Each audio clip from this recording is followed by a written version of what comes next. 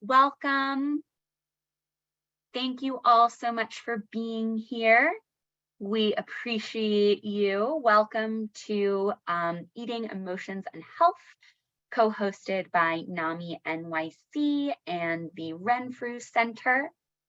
My name is Clara, and I'm going to be moderating this afternoon. And I'm going to start with some logistical considerations. You will note that this meeting is being recorded. We will also be starting a live stream to Facebook in just a minute or two. But we're going to give folks another minute to kind of join in. We have, as you may have noticed, ASL interpretation available. I'm going to put a note in the chat about that. Para hispanohablantes, por favor, hacen clic en el globo en la parte inferior de la pantalla y selecciona español para oír la interpretación en vivo a español. Y si necesitan ayuda, por favor, piden ayuda en el chat. Yo les puedo ayudar cuando termino la introducción. Y también es necesario tocar donde dice silenciar audio original para solo escuchar al intérprete. So we do have Spanish interpretation available, and I'm going to put a note about that in the chat as well. And we should be turning on automatic closed captioning very shortly. Actually, let me make sure that that is perfect. Okay, yes, that should be on. And there's a note about that in the chat as well. Okay, so our initial flood of people has slowed down. So we are going to start the Facebook Live. We're just going to wait a moment for that to kick in.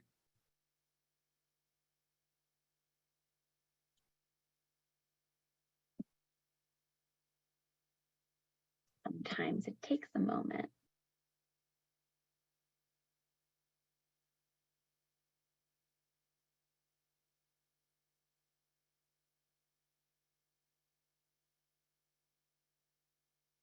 Hopefully I will see it when folks come, when we start off. But in the meantime, I love that folks are saying where they are calling in from. It's really great to see so many people from so many different places joining us. We are so thrilled to be able to share this information with so many people. As a quick technical note,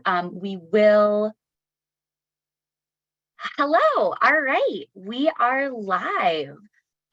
Thank you so much to everybody joining on Facebook and to everybody who has joined us in the Zoom room from many different states across the United States, from many different countries across the world. We're so happy to have you. This is Eating, Emotions, and Health, co-hosted by NAMI-NYC, the National Alliance on Mental Illness of New York City, and the Renfrew Center of New York. We're really excited to be partnering with the Renfrew Center for this event. I am going to very quickly put the information regarding interpretation into the chat one more time, just to make sure that that is accessible to everyone. And thank you again to everyone for joining us. Again, for those of you who may have just joined, or for those of you joining on Facebook, my name is Clara. I am going to be introducing this event. I'm going to say a few words about NAMI-NYC, and then I'm going to be turning it over to our speakers to introduce the Renfrew Center and to take us away.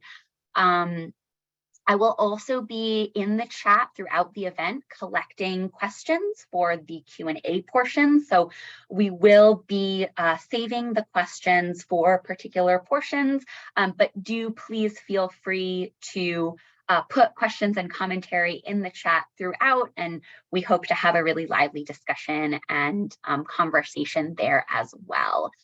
Again, the co-host of this event is NAMI-NYC, the National Alliance on Mental Illness of New York City. Our mission is to provide support, education, and advocacy to individuals and families impacted by mental illness. And what that means is that we have free virtual classes and support groups, both virtual and in person now, for people who are living with mental health issues or who are supporting someone who is living with a mental health issue.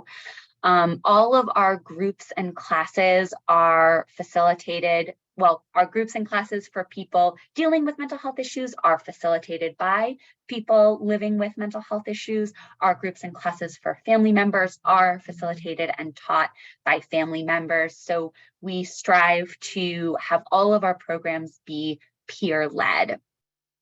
You can find out more about all of our services, including our the in-person groups and classes that we are beginning to hold at our office in Midtown Manhattan, by going to our website, which is naminyc.org, or by calling our helpline. And I'm going to put that number in the chat as well, but that number is 212-684-3264. I could definitely say more, but this has already been a long introduction, and I do want to leave as much time as possible for our speakers. I do just want to end my introduction by saying that we are going to be touching on some difficult topics. The speakers may emphasize this as well, but I do really want to emphasize that anyone should feel free to step away from the event if you're feeling overwhelmed. We'll still be here. The event will be recorded, and the recording will be shared with everyone who registered. So we encourage you to take care of yourself however you need. So with that, I am going to turn it over to Ruthie Flynn, who is going to say a few words about Renfrew. But first, I'm going to introduce our primary speakers for this afternoon, Sheba Anthony and Casey Wells. Sheba Anthony is a team leader and therapist at the Renfrew Center of New York, who also serves as research liaison on the board of the International Association of Eating Disorder Professionals New York chapter. She is proud to be a South Asian therapist, and she has a passion for delivering eating disorder care to BIPOC populations. Casey Walls, is a nationally board certified psychiatric mental health nurse practitioner, providing care to individuals across the lifespan. She has worked for the Renfrew Center since spring of 2019, providing care for patients with disordered eating in partial hospitalization and intensive outpatient programs in Pittsburgh, Pennsylvania, and White Plains, New York. So with that, I'm going to pass it over to Ruthie. Thank you all so much for being here. Thank you so much. Thank you, NAMI, Metro NYC, and Clara, and the amazing team that helped put this together. I'm so thrilled to be collaborating with you folks. And yeah, I think that the incredible breadth of free knowledge and support that you guys provide is something that we wanted to be a part of as well. So very grateful. Yeah, so talking a little bit about eating and emotions today. So this presentation will go on until about 5:15, and if you have questions, go ahead and put them in the chat. So my name is Ruthie. I am the professional relations representative for the Renfrew Center of New York. So I basically do like the outgoing referrals, and I collaborate with other organizations and kind of talk through like our referral process and our programming. So I'll mention a couple things about the Renfrew Center for those of you that might not be familiar. And I've already seen a couple of great questions in the chat, like already getting the lingo of eating disorder treatment. So we are a higher level of care. We have a residential facility in Philadelphia, and then another in Coconut Creek, Florida. The center that all three of us work at, Sheba, Casey, and I, is the Renfrew Center of New York, and that services a PHP and an IOP. So those are basically, longer stays, 5 days a week, several hours a day, care for eating disorders primary. And the Renfrew Center has really set the precedent for eating disorder treatment and research. We are incredibly evidence-based, and we really, we pride ourselves on being the first eating disorder treatment center in the nation. So standardized treatment is really our MO. We're also in network with many insurances, as you can see, over 430 and several Medicaid plans throughout the nation. And yeah, we're just really thrilled to continue providing, free resources, providing webinars, presentations like this. All of our clinicians kind of take a part in that. We do this typically with providers and hospitals and awesome people like the folks at NAMI-NYC as well. So yeah, and we already introduced these wonderful people that lead the team over at the NYC site, Sheba and Casey, and I'll go ahead and hand it over to them for our goals for today. Awesome. Thank you again, everyone, for joining, and Ruthie and Nami for bringing us all together in this space. I might lose my voice or clear my throat a couple times, so don't mind me if I mute and unmute at times. That's what I'm doing. But I'm happy to kind of start this conversation with you all, and hopefully lead into future conversations with those around you. So some goals from today as we kind of move through this time together are to really unpack the complexity of all of our unique relationships with food, right? Because we're people, we're in this world, we all have a relationship with food in our lives. Navigating in food and feelings, similarly, right? You don't have to have an eating disorder to really navigate our lives through food and feelings, but especially in terms of eating disorders or disordered eating, what can we understand about how food does fit into the conversation? And even more so, what about medications, right? Because as with medications, side effects come into mind, but also, right, we have responses to, right, how we might feel about those side effects as well. So when those side effects connect to food and feelings, let's offer up a space in this time together to explore that. In terms of establishing and modeling a healthy relationship with food. In this time, I hope that we can kind of explore what that might mean, right? Especially if we're talking about eating disorders or supporting a loved one through eating disorder recovery. What are some of the approaches that providers might be telling a loved one in treatment? And what are some of the approaches that you can maybe even better understand? And that's what we want to really offer in this space, is how can we support this healthy relationship with food, and what is that? What does that look like?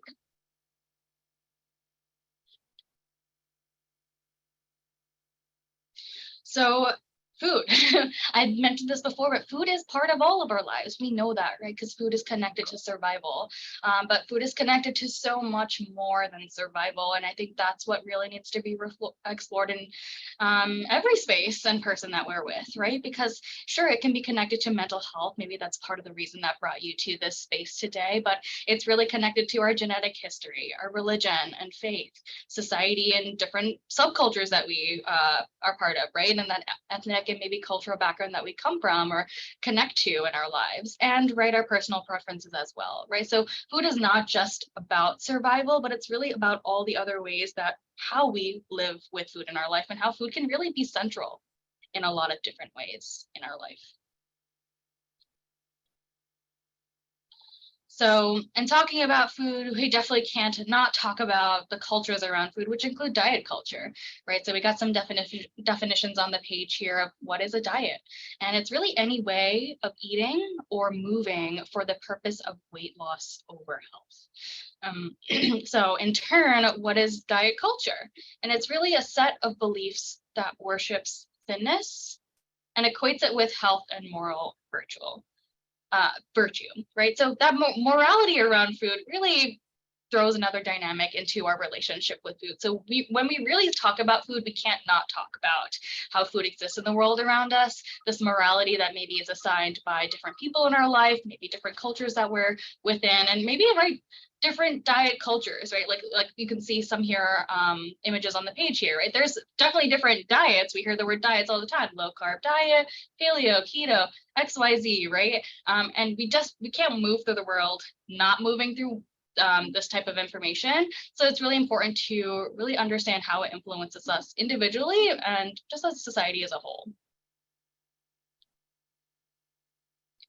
So diet culture broken down. I think this is something so important that we definitely unpack with individuals in treatment and their loved ones that support them in treatment, right? Of totally understanding that maybe we really have values and beliefs that connect to diet culture, right? We're not always turning towards diet or body image for vanity, right? But actually our values and beliefs are housed within what makes this way of living, right? This relationship with food turn towards diet culture, right? And so, right, there's a lot of different influences to name in that. So the two of which here are capitalism and really white Eurocentric beauty standards, right? So it's probably fair to say, especially if any of you are familiar with American culture, like capitalism is important here. So is consumerism, right? So there is an industry that does profit off of diet culture. It also might feel like a really quick or just right, simple one-way ticket out there to achieve an ideal of thinness. And even if you know that maybe some diets could fail, there might be a lot of different things that tie us back and back into a diet or different diets, right? So maybe there are new products, new coaches out there, new information to reconsider a diet again and again, right? So there's reasons that we turn to diets for answers, and there's reasons that we turn towards certain body image ideals, right? And some of that being like standards around beauty. Maybe they're traditional standards around beauty, maybe they're maybe the current trends right now. We can definitely say that beauty is subjective to what's going on culturally, historically, and socially. And you can certainly read more around this, but to really just capture in a quick moment here, the thin ideal really happens to be rooted in whitewashed Eurocentric concept of beauty and status. There's a lot to be read about how fear around fatness can actually contribute to an eating disorder and how that's actually influenced by different systems and history as well. Okay. So yeah, sorry, Ruthie, thank you for managing the slides. So I guess like this quick note on the bottom, right? Like what is really captured within the thin ideal, right? It's not just about thinness. It's really about what do we equate thinness to? So that could be even equated to health. Fatness being deemed as wrong, right? Like even thinking about fat phobia and having that true fear in it and that morality assigned to fatness. Maybe the different values and beliefs in terms of what's important about controlling eating. And also then, right, the judgments placed on food of goodness and badness. So diets work until they don't. I think we all know that to a certain degree, right? But it doesn't really change how we go and approach a diet, right? Because we're kind of searching for really resolutions to different things, whether that be emotionally, mentally, or right, even physical health, right? But there's research out there that supports that rapid weight loss can really slow your metabolism, impact a lot of different parts of how your body works. And it can increase a lot of different things, right? It can increase your risk of dehydration, how your heart is working, and it can even weaken your immune system, right? So it can be really hard, right, when maybe weight loss feels like part of a way of maintaining health or even improving health. You might even hear it from medical providers, but thinking about, right, like there are a lot of other research out there that supports that weight loss can have other impacts as well. So the pressures of diet culture, I think I spoke to this as well. I get ahead of myself because all these things are really kind of woven together, right? So there's so many messages out there. Be thin, your life will be better. Eat this, not that. Exercise this way, not that way, right? And so that that languaging can really pull us in of being like, how do I go about this better? How can I live a better life? And to entrap food and weight and body image around this really can create a lot of confusion, right? And also pull us into a certain answer, a way of fixing it. It can create a lot of feelings, kind of noted as a few on the screen here. But we really want to offer a time in this space today to really think about, well, what brought us to feeling this way? What brought us to wanting to change our relationship with food? What brought us to wanting to change our relationship with feeling? What brought us to wanting to change our relationship about feeling and food, right? Because there's certainly a lot of different ways, a lot of ways that people will tell you how to feel and eat. But we want to make sure that everyone feels like they're making an informed choice, and also that, right, you're able to be yourself in it and not kind of change because there's always going to be someone that tells you to change. So, okay. Oh, sorry, Sheba. Yeah. So just a quick capture, but Casey, you can add in too if you want. When we talk about eating disorders, what does that mean?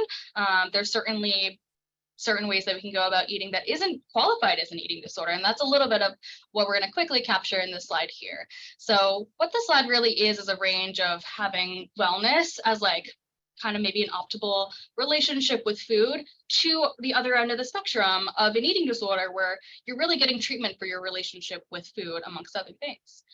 So wellness and how that might show up in terms of feeling and food in your life is maybe you don't label foods as good or bad. You eat intuitively, eating when hungry, stopping when full. And maybe you occasionally eat just purely for pleasure or emotional reasons, right? You're really flexible in terms of what's happening with food, and you're eating throughout the day. Now, preoccupation. It's a little bit of a step beyond or maybe below wellness, right? Maybe you're feeling some body dissatisfaction. Maybe you want to make a change in how your body looks. Maybe you're also having some more thoughts about food, eating, and body more frequently throughout the day. And maybe more of those emotions become to these thoughts. So maybe some shame, guilt, or bad feelings in general about eating certain foods. Now, preoccupation can kind of lead into distress, right? Another bump up here, and thinking about food much more, maybe eating and body image, right? Having a lot more of these thoughts, and it's starting to interfere with your daily life. Maybe you're starting to be a little bit more fixed in how you're eating, maybe again, taking on certain of those diet approaches. Maybe you're also using food and your relationship with food to suppress your emotions or avoid your emotions, right? Like maybe it's aiding you in that way. And maybe you're even turning to your relationship with food in that way to take you out of distress while also still feeling a little bit more distressed about how you're making this choice.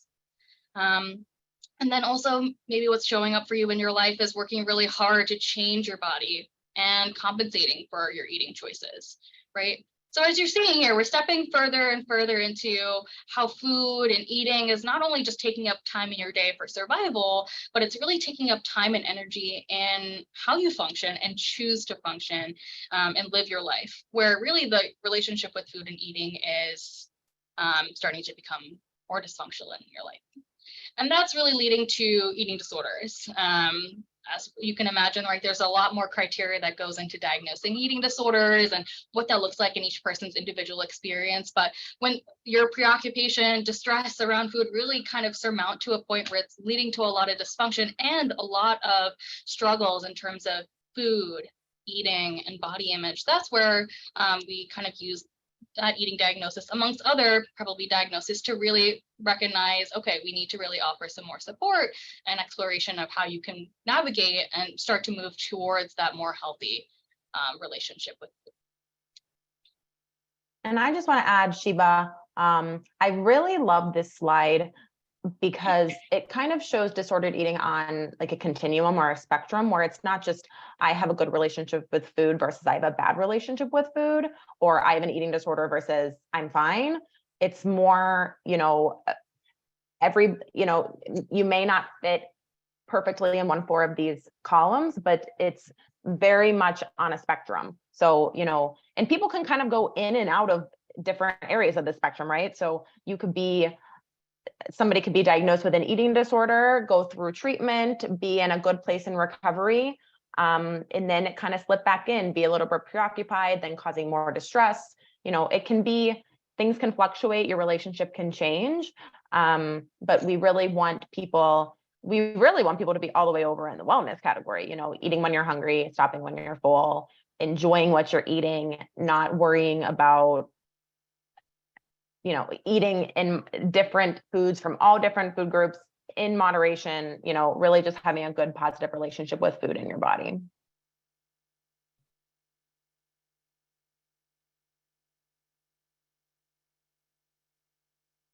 Oh, and I am also doing this one, I'm sorry. So mental illness and food, not just eating disorders. So this slide says a study of more than 2,400 individuals hospitalized for an eating disorder found that 97% had one or more co-occurring conditions. So almost all of them had co-occurring mood disorders, typically major depression. More than half of them had anxiety, such as OCD, PTSD, and then about a quarter had an alcohol or substance use disorder. So when we're talking about our relationship with food and disordered eating and eating disorders, it's typically not just that. There's other things that go into this, which is more specifically the next slide that she was going to share with us, what emotional eating really is. Yes. So emotional eating really connects to what you can kind of see in terms of the image in the middle part of the screen of suppressing, avoiding, and or controlling a negative feeling state. Emotions don't have to be labeled as negative. Maybe you might identify with it at this time, but that's what kind of I mean by a negative feeling state, a way of feeling that maybe you have a negative connotation towards how you're feeling. So at the end of the day, eating disorders are an issue of emotional regulation, which is why I think it's really important to talk about emotions and eating when talking about eating disorders. And even if you're looking at almost any different eating disorder behavior, we can often find connections of how these behaviors become a way to avoid, control, or suppress emotions that are hard to tolerate. And that's what we kind of mean by negative feeling state. It's hard to tolerate, right? Going back to the words of like distress or preoccupation, right? Like there's something there that makes it hard to sit with an emotion or emotions. So the maintaining factor for a lot of different things, right, such as mental health issues or, right, really just anything that we might struggle with is like we might really have that drive, even that protective factor of trying to avoid negative emotional experiences. What that might do, though, is really keep us out of all the emotional experiences in our life, right? Which we don't want to tend toward that. So what we want to understand is, sure, food can be a coping mechanism for individuals with all kinds of mental health struggles, not just eating disorders. And what's really important is food is not the only coping mechanism, right? What are other ways you can explore, live your life, and have food flexibility, don't have to struggle with body image or how you look or needing to control how you eat, and can also be able to be with your feelings in your life. So I guess in summary too, right? Emotional eating is understanding that eating is connection to emotions. And so understanding that these behaviors aren't so much things that also really fully need to be pathologized, right? But like we're trying to find a way to cope with our emotions. And that's what sometimes can be eating disorder behaviors, are labeled as eating disorder behaviors, but that's what we can really turn to in terms of food, is turning to cope with our emotions.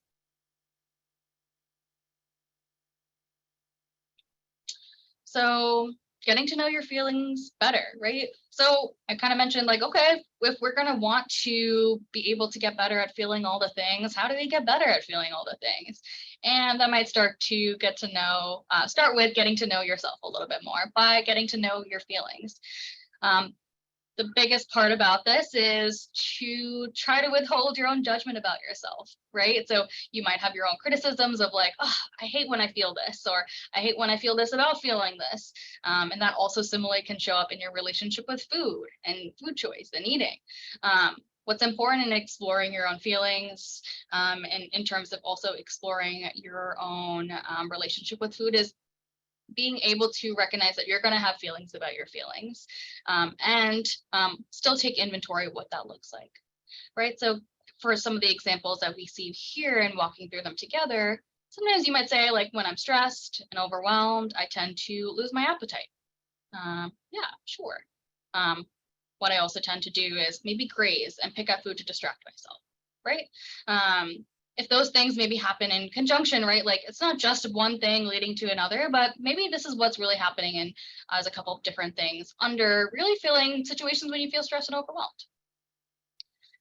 For someone who might have been recently diagnosed with ADHD, they might notice, I go about my day really actually completely forgetting to eat at meal times. I also don't really recognize hunger cues in my body. What could this say about their relationship with eating? What does this maybe also connect to for their ADHD? Another example here, I recently started EMDR therapy and I'm feeling emotionally exhausted lately. At the end of the day, I've been seeking comfort by baking my favorite cookies, turning on the TV, and eating a large amount of food quickly and kind of tuning out. What this might really make sense is this definitely connects back to emotional exhaustion and seeking comfort in food and wanting to disconnect after something that's so laborsome in terms of emotions. This is the last example here. I have bipolar disorder, and when I have a manic episode, I tend to lose interest in food.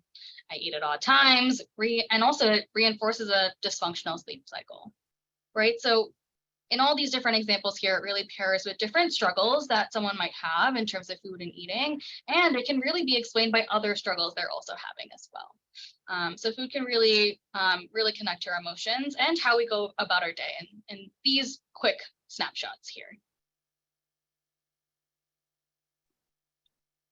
Okay, so I am going to take in the next couple of slides, but we're kind of turning into like medication and treatment. So I was looking in the chat and I wanted to just address a couple of things real quick. So back on the slide that had the eating disorders on it, Ausfed, I saw this question a couple of times. Ausfed is, and Clara answered it, but I wanted to just explain it a little bit more, is other specified feeding and eating disorders. So it's kind of like someone may not meet criteria, may not fit great in that criteria for anorexia, bulimia, or binge eating, and they may have kind of a cluster of symptoms or may meet some criteria, but not all of them. So it is still as severe, still as, needing treatment. It is not anything about severity. It's more so, maybe somebody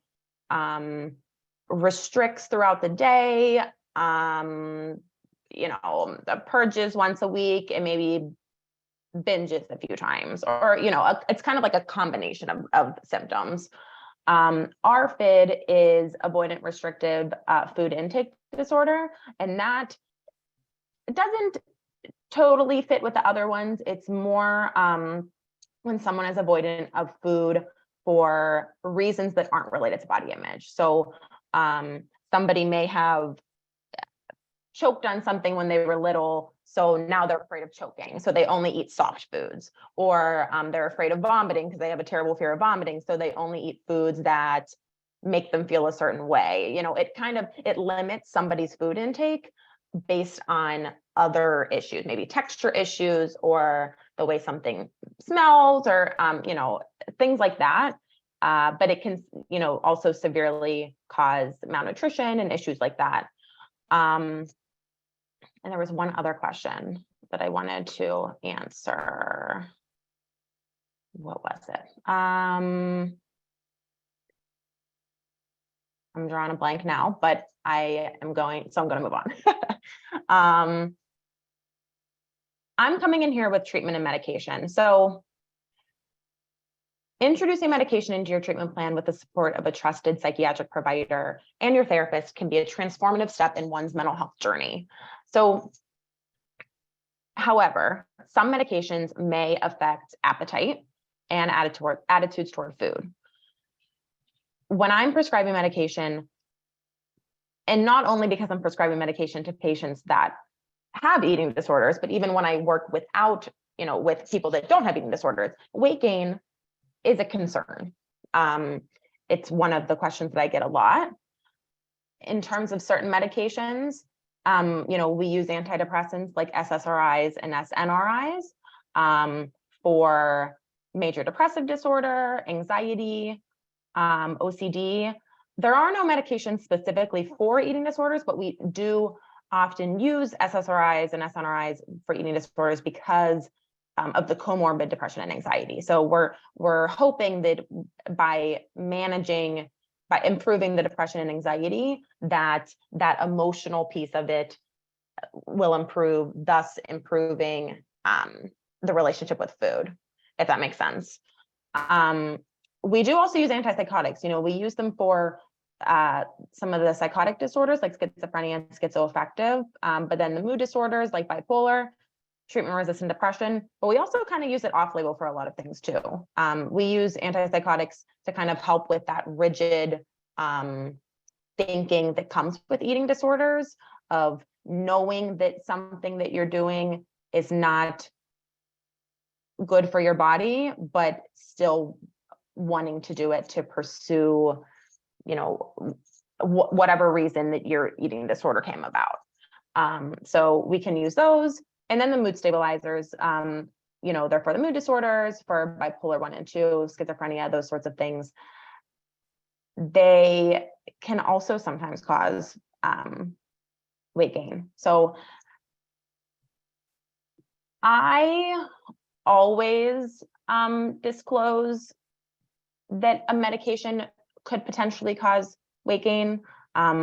Personally, I would prefer that somebody hear it from me than going home and Googling and feeling like I wasn't being honest with them.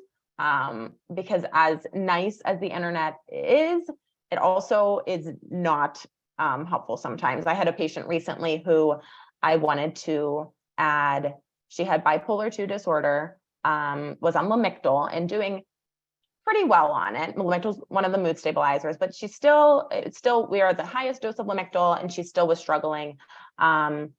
I wanted to add Abilify, and I told her that we were going to use a low dose, that, weight gain is a side effect potentially, but I'm hoping at this low dose that, we wouldn't see any of that. She went home and searched Abilify in TikTok and found TikToks of all of these people who had good experiences, bad experiences. This made me gain 20 pounds. This made me do this. It's deceiving because you don't know anything about that person's story. You don't know what they're taking it for, what their lifestyle is like, what their genetics are like. You don't know anything besides that, 90-second video that you watched. And this happens a lot. I have this discussion a lot. I think finding a provider that is going to look at you as a whole person, look at everything about your life, treat you holistically, in terms of, not just your eating disorder, or not just your disordered eating, or not just your depression, or not just your diabetes, or whatever you have going on. I want a provider for everybody that looks at the whole picture. And someone who's going to be honest with you, someone that you can see frequently as possible. I know, with the virtual world, I think that has opened a lot of doors for psychiatry. It's still not where it needs to be, but I'm hoping that, with the virtual appointments, we can see patients like more frequently, someone that's going to be honest with you. And, if weight gain is a concern, I think coming up front and saying, hey, I know my depression is not well controlled. I'm concerned about weight gain. Can we keep an eye on it? And, exploring why you're concerned about weight gain, I think is important. If it's a core belief of, fatness is bad versus I have a family history of diabetes and I'm trying to, keep an eye on that. I think it's important to know why we're worrying about things. So yeah, that's that slide. The next one is the vicious cycle. It's a vicious cycle of,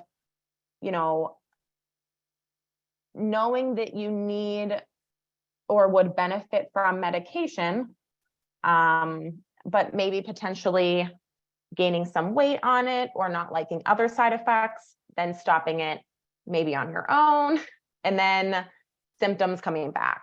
Of course, there's always patients ask me all the time, do I have to be on this for the rest of my life? And I think that that's a question that I don't have the answer to. I say,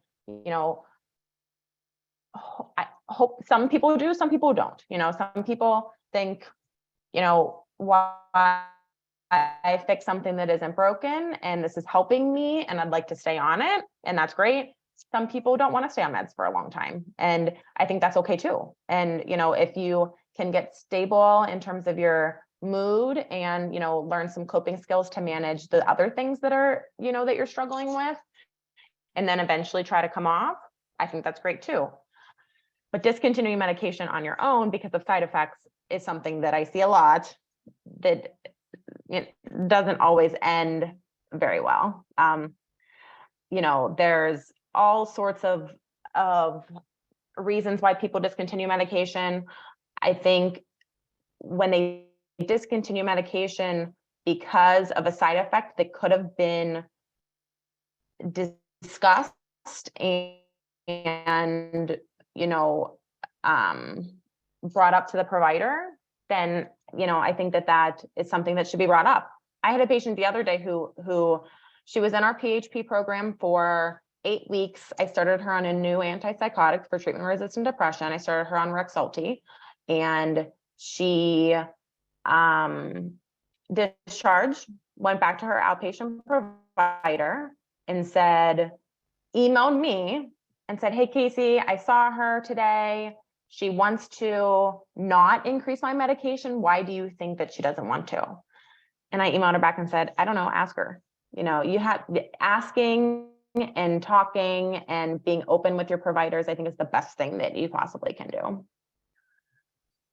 So meds, appetite, and weight, fact and fiction. So if weight gain is listed as a possible symptom, I will gain weight. Not correct. Medications impact everybody differently. So, sometimes people will gain a little bit, sometimes people won't gain anything. My question to some of my patients is, is 5 pounds more important than, decreased suicidal thoughts and able to get out of bed and enjoying your family and spending time with your kids? And, and if it is, then, maybe we have more things to talk about, but I'm hoping that mood stability is more important than, a couple pounds. Fiction. If I gain weight on my meds, it means I'm not healthy and I need to go off of them, even if my mental health is improving. So, when in reality, weight gain is not necessarily unhealthy, depending on the situation. Again, we need to look at people as a whole, and say, is there another reason for the weight gain? We need to look at medical, mental, emotional, physical health is mental health. So yeah, and I'm seeing the comments about my internet. I think this is my last slide for a minute. So I'm going to troubleshoot.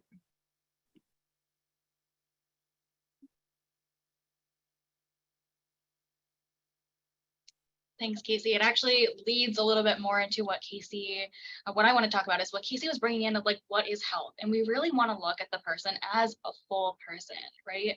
And so we totally understand when we're talking about food, eating, and body image that weight is something that is offered in a lot of provider appointments, in terms of what it means to be a certain weight and even recommendations around weight, food, and eating. But what we really want to encourage is conversations about what health is and really looking at that comprehensive overall look at a person's health, which isn't just about weight. And acknowledging the weight stigma that exists in the world is just part of the conversation. So what are other markers of health, right, that have nothing to do with weight?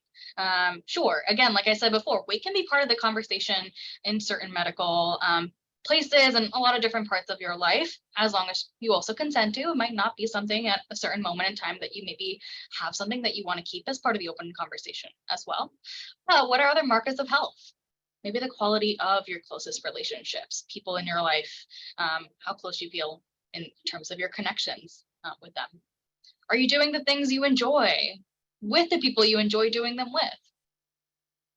How are you feeling in terms of awareness and mindfulness? How present are you feeling in your life? And your values. How do you feel about like pursuing your values, what you're doing to help move towards them or away from them, right? When you feel like something is not in line with your values, right? And so health is also these things of really moving through your life, being able to live your life, and not just what weight might mean, how weight might be defined in your life, and also, right, how others might try to make weight define part of your life. And I think what's also important is like there's a lot of other markers of health out there. Your doctors, your providers might offer a recommendation around weight, and I encourage you all to, like Casey said, have conversations. Broaden the conversation of, okay, you mentioned something about my weight. What else can you kind of give me in terms of medical recommendations? What are other things that can also show that I'm okay, right? Your blood work can show that you're okay, right?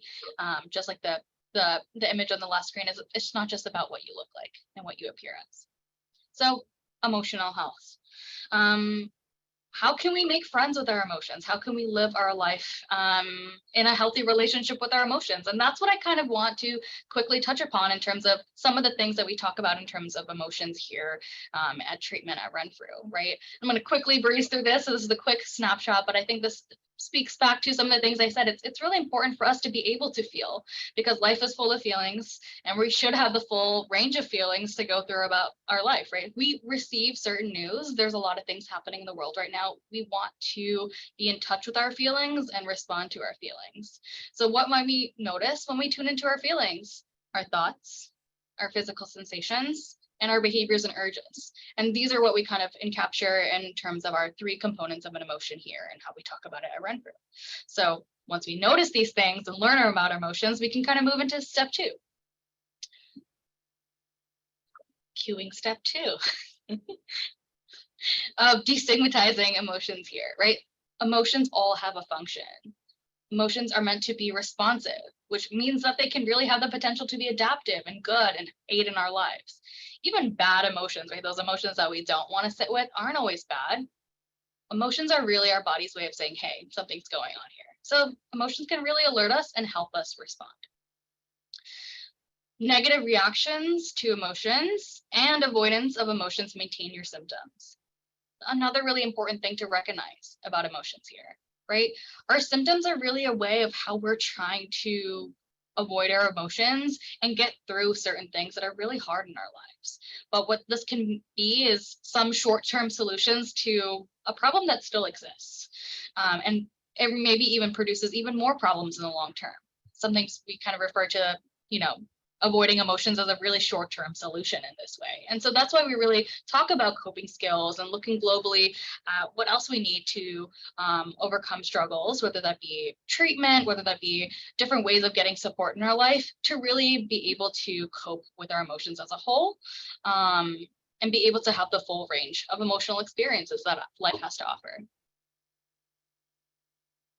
So how this connects to our conversations here at Renfrew about food is really, again, what does this mean for you in developing a healthy relationship with food? At Renfrew here, we really think it's important and that all foods fit, meaning you can have all food in your life. You can be flexible in how you approach your food. You can really have freedom in how you live life without food, really maybe being a conditional part of your life, controlled part of your life, something that is assigned to morality, as I mentioned before, but maybe even feelings of disturbingness or worth. And I think what's really important is we start with food can be part of your life in so many different ways, and so many different foods can be part of your life. And that's really our non-diet approach to health and wellness and how that can be connected to eating disorder treatment. So Ellen Satter coined this term and concept and even treatment approach of normal eating. So here's a couple key terms of how to understand this concept here of normal eating, of really being able to go to the table hungry and eating until you're satisfied. Normal eating is also being able to choose the food you enjoy and eat it and truly get enough of it to satiate you and nourish your body. Being able to give some thought to food selection, while also not feeling like those thoughts are really taking you out of the way of your experience of enjoying food. Again, giving yourself permission to different ways of how you eat and how you eat with different emotions. And so really, in summary, normal eating is really that flexibility. It responds to how you're responding to the world around you, in terms of your schedule, your proximity to food, and also like your internal experiences, right? Like your own hunger, how you're feeling, right? If you're craving a certain food, right? And so we want eating to be normal, and this is one way of capturing what normal eating is. Shiva, I'm just gonna jump in for a sec. Can you hear me okay, Shiva? Yes. Okay. I was looking at, I'm attached to the chat. I just keep reading all the questions because everybody has like good stuff to say. Jean says, what about the term healthy instead of normal? And I think my response to that is that we tend to, healthy versus unhealthy in eating disorder world are not terms that we love, because people tend to term healthy and unhealthy foods. But I hear you on normal isn't necessarily, there could be different variations of normal, but I kind of wanted to throw out there that the normal eating versus healthy eating, diet culture has kind of turned healthy versus unhealthy into something that it shouldn't necessarily be, if that makes sense. So I just wanted to throw that out there.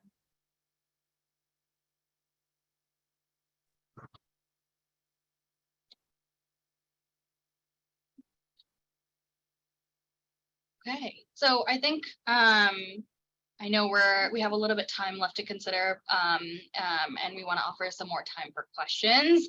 But some questions to consider in terms of like, again, continuing this conversation, or kind of like reflecting to yourself in terms of you, your loved one, people around you, in terms of your relationships with food, emotions, and eating, and body image, right? So here are some on the screen. Can you eat when you're hungry and stop when you're satisfied? Do you make food choices just based on the foods you enjoy? Do you feel like your food selections include a variety of foods, right? These are some questions that maybe we think about, maybe we don't, but maybe if you feel like one or more of these questions is something that really gives you certain questions or an answer that gives you pause, maybe it would be helpful to have more conversations about what food looks like in your life. And whether that means just talking to others and having like a really supportive conversation, or getting more support with the resources out there, I think it's really important that we all, at certain points of our life, really explore relationships with food and eating. So that way we feel like they are part of our lives as opposed to taking up our lives. So being a safe place for yourself.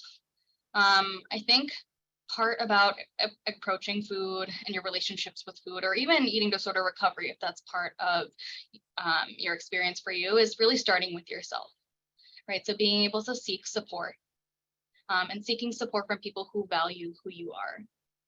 Being wary of certain conversations. It's okay to have boundaries if it's about something that maybe is centered around food and exercise, and that's something that you're working with. Being really involved in things that are important to you, like activities that bring you joy. Taking note of what's going on for you, right? Like taking inventory of your emotions, right? Like what we talked about a little bit earlier, learning about your emotions a little bit more in depth by like kind of looking at them more, and your behaviors, right? What makes you feel good versus what makes you feel trapped or stuck. Increasing your awareness with your emotions. I already said that because I think it's so important. And reaching out for support, which I also said that because I think if all things lead to, I want to talk to someone more about this, reach out. then being a safe place for others. Hopefully some of this discussion, maybe sure, left you with questions, but maybe I hope it brings like a little bit more place of connection and understanding to what others might be struggling with, even if you don't struggle with it yourself, right? So just be mindful of your own words and behaviors. Maybe it's important to take the focus off of size, food, and weight. Even if you're having your own internal dialogue, maybe just notice how you might or might not bring it into conversation. Avoid that negative self-talk and promote more positive self-talk, starting with yourself, and maybe that'll be a model for others. Really respect and embrace differences. Underlining that word respect, we want to offer that space for others. Maybe respecting ourselves can start with that, and then also being sure that others feel respected in spaces with each of us. Then a lot of these things, right? Really evaluate the messages, information out there that might really be woven into a lot of the pieces that we're mentioning about eating disorders, diet culture, and things that really promote this thin ideal and how to think about weight and body image, and really being critical about what does this information really speak to, and what does it mean to me and others around me. And I think that's how we can really, again, foster this space for us, ourselves, and then with others to continue to have these conversations with each other. So that's kind of all we have. Again, just really starting the conversation with you all, and a couple of things that we think are really important here at Renfrew, and really as eating disorder providers, these are conversations that we have all the time with each other, with patients, and I think it's so important to have these conversations with anyone, right, with supports, and to also know how to lead into more conversations with each other in a safe and supportive and listening ear manner. So I think we really thank you all for coming together today. I know I haven't taken a really close look at the chat, but I think offering some more time for some Q&A. Yeah, thank you so much. I want to say this was great. And yeah, a lot of things in the chat. Casey, I also kind of went through and, and was glued there for a moment. Yeah, I mean, I'll kind of bring it to Casey. We still have quite a bit of time, like 15 minutes. We obviously don't have to use up that entire time, but yeah, Casey, do you want to start with anything that you thought was notable in the chat? Yeah, somebody asked, excuse me, about BMI. And I just wanted to expand on that a little bit. At Renfrew, we don't use BMI. Because you're right, BMI was taking into consideration, so many years ago, white European males, and they went off of that. It's really not accurate for the, for the general population. What we look at Renfrew, we look at growth charts a lot. So we look at, if someone is riding the 70th percentile growing up, and then, at 17, they drop off. We're looking at the growth charts. We really take into consideration what curve you're on, which would lead to where you should be, what a set point weight should be. I just hesitated and I was going to say healthy, and that is not the term I want to use. So what your set point should be. We use set point in terms of where your body wants to live. So, and that's what's difficult about dieting is that, when somebody loses a lot of weight and then gains it back and then loses it again, and, it's your body's confused, right? It's like, where am I supposed to be? So set point is kind of like where your body lives and where your body's happy. And we try to encourage patients to trust their bodies, that your body will figure out where it wants to be if you do the things that your body needs. So, eating 3 meals and snacks a day, eating a variety of foods, exercising, for what feels good, not to lose weight, those sorts of things. So a long answer to a question of BMI, we don't typically use it. I'd like to jump in with some questions, because there were a ton of good questions in the chat, and there was a set of questions that were kind of focused on boundaries and like, how do I respond to people who are commenting on my weight?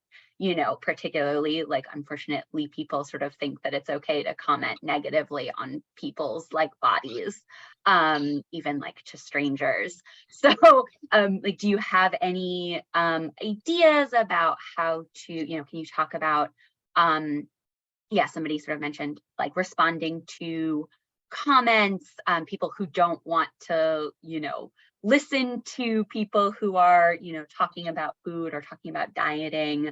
Can you talk a little bit about that? Yes. Huge question. I'm going to give a shorter version of an answer, but this is a huge conversation of topic in a lot of spaces that I've been a part of. So I think even in the more general sense, right? Someone might come in and be like, oh, hey, did you hear about this thing that's happening or this social media post? And what they're trying to search for is connection with you in a conversation, maybe just literally a conversation starter. But you yourself might be like, this is an immediate disconnection for me. It might also be not okay or harmful for me right now. And I think it's important to set that boundary and maybe naming, something like, hey, like, I think you're bringing this in, but I actually don't really feel like talking about this right now. And that's a great way of like, regardless of who that person might be, you might not delve into like, hey, I have an eating disorder, I'm really struggling, and that's why I can't talk about this. You might just mean, hey, like, I don't really find this to be a conversation I'm interested in right now. And I think that's like one way of naming what's going on in your experience. And of course, you can kind of take a step further with different people that you trust in your life. And then, right, like someone who might express like concern about weight, right, or want to comment about body image in a certain way about you, right? Maybe that person has certain beliefs and values that they're trying to communicate to you that's connected to weight, right? And for you, you might have had this, you don't need this person to enlighten you or point this out, right? And again, there's a whole range of how you could communicate that with them. But I think one part is like saying like, hey, I hear what you're saying, or I hear where you're trying to go. Maybe that's important to you, but that's not important to me right now. Or I don't really find this something that I'm connected to or wanting to talk about right now. And I think it can be really hard, right? Because saying a thing doesn't necessarily mean it ends the conversation. People are coming in with a lot of different feelings, but also I really think a lot of beliefs and values that they think are important to trying to communicate in conversation. Sometimes we have to a little bit hold our own of like, I hear you, but you might disagree here actually. So that's kind of, again, like a quick taste of what I think you can have in terms of communicating boundaries with others, but it's a whole other beast of a thing to approach for sure. And I also think, leading by example as well, like Shiva said in one of the slides, you yourself not talking about people who have gained or lost or who look different, or just commenting on people's bodies, I think is obviously a great place to start too. There were so many good questions. I don't even know where to start. One that I think is interesting that might apply to a larger group of folks. If you are noticing that you are creeping towards like you're increasing preoccupation, or you're sort of getting more towards that end of the spectrum, what do you recommend doing?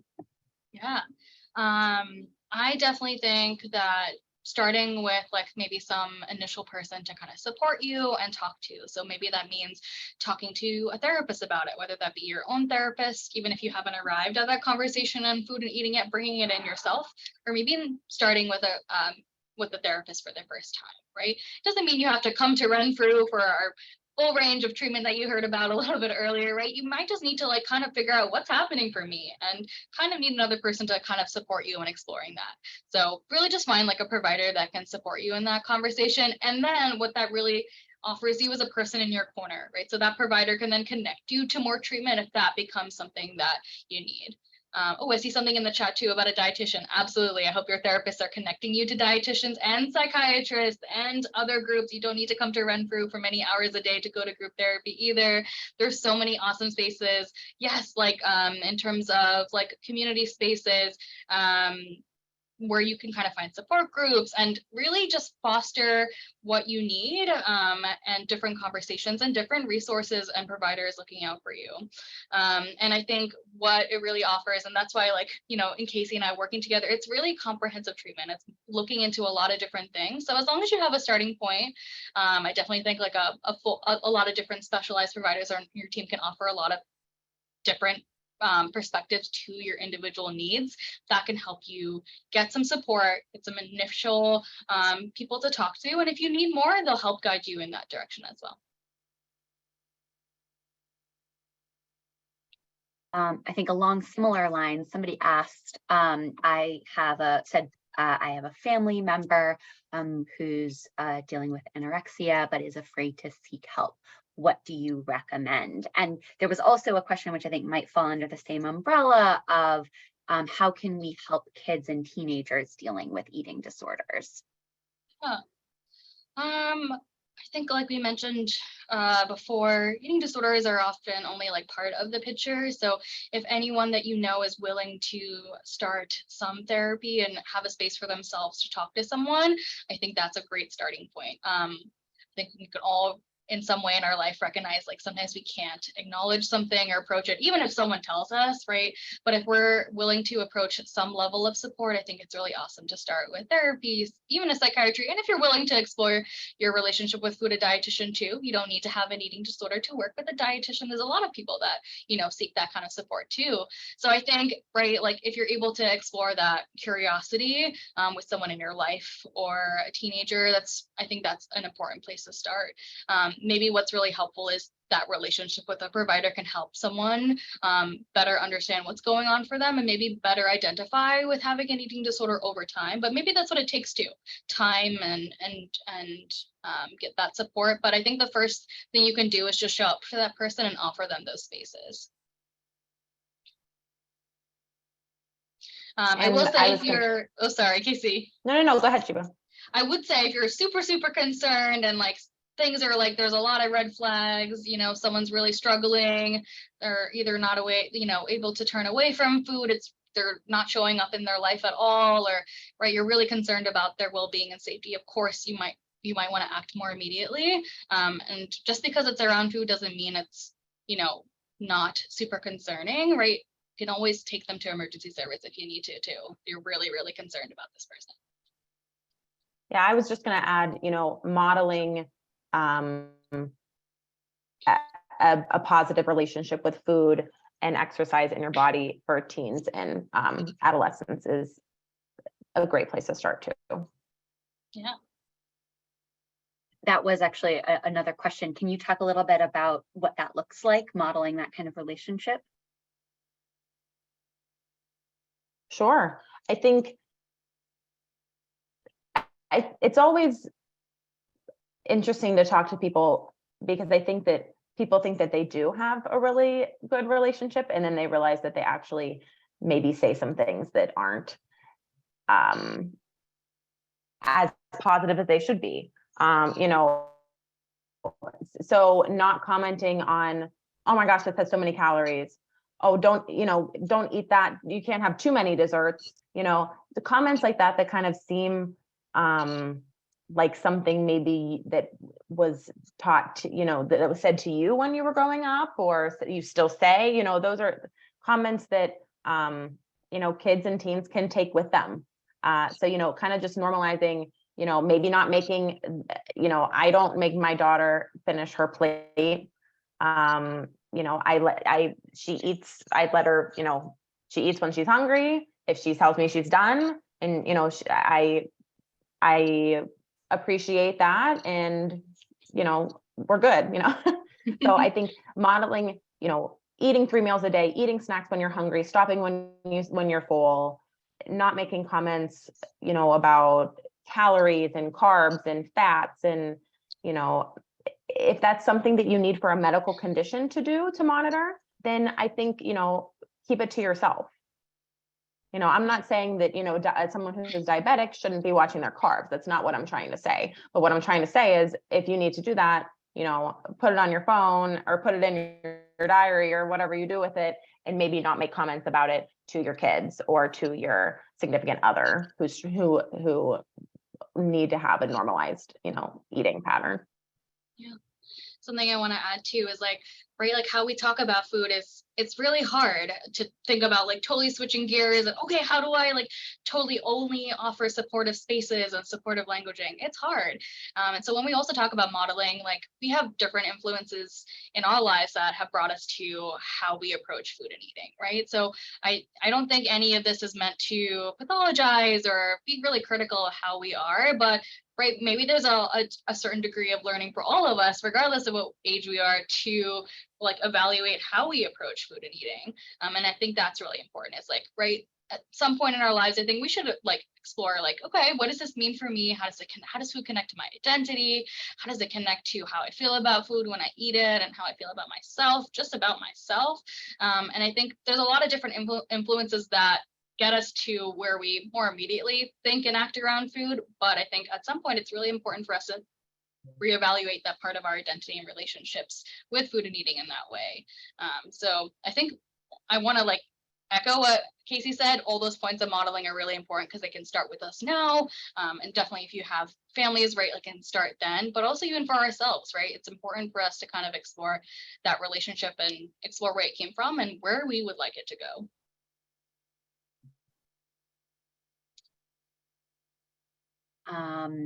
Thank you so much. And I do want to just emphasize for folks that we are unfortunately not going to be able to get to all of the questions. So